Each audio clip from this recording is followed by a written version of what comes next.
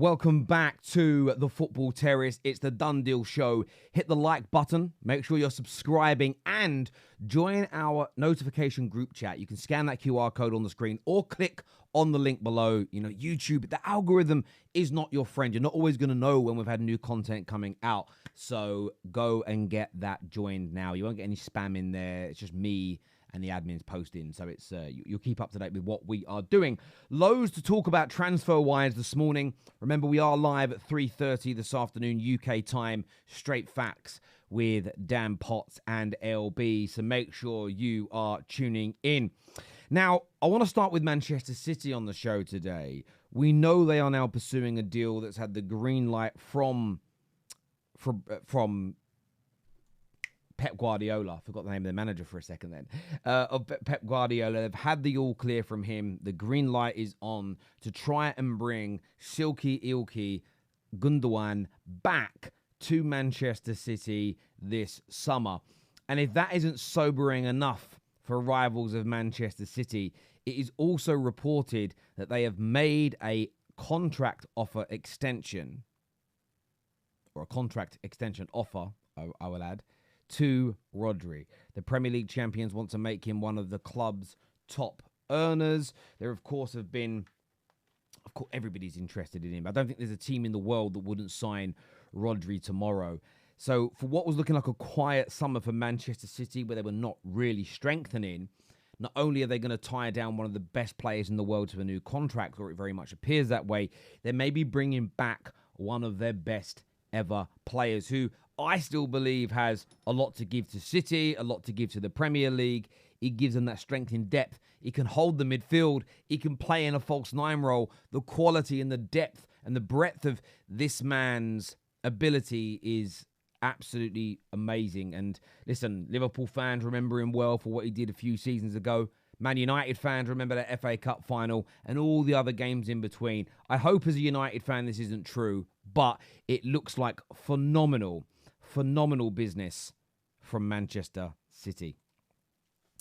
David Ornstein dropped a bomb last night that Nottingham Forest are working on a deal to sign Eddie Nketiah. The first bid was rejected, but talks still continue.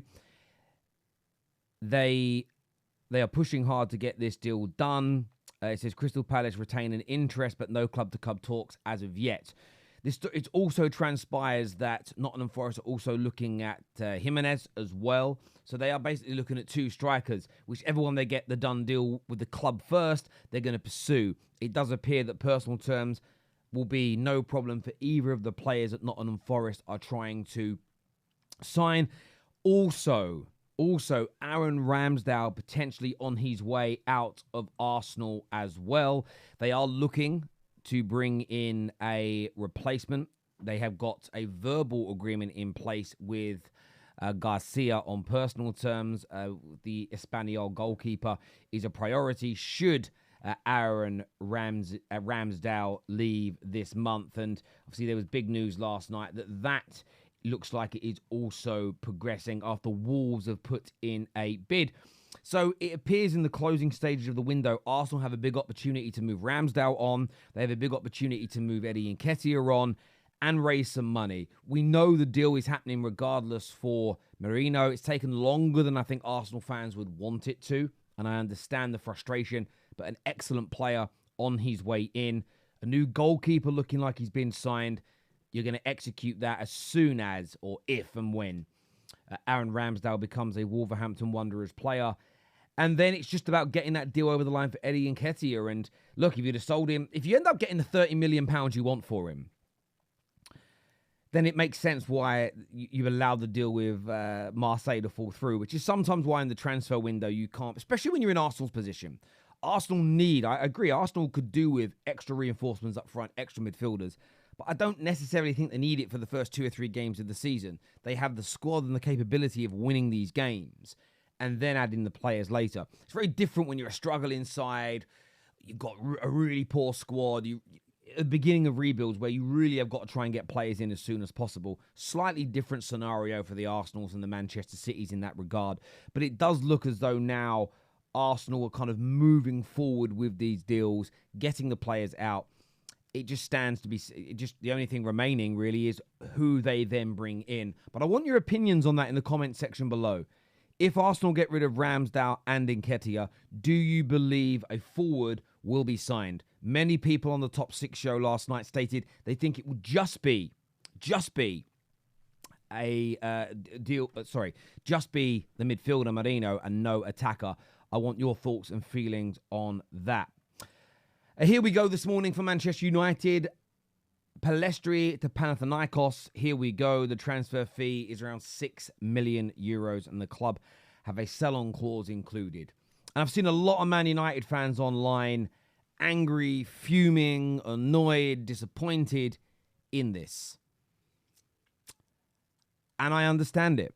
I genuinely understand the frustration and the annoyance and the anger, if you want to use that term. I do get it. Because I personally feel he's worth at least double that. My personal opinion, my personal feeling. And I'm a little annoyed we didn't get more. At the same time, I've got to keep the same energy. Nobody else but Panathinaikos wanted him.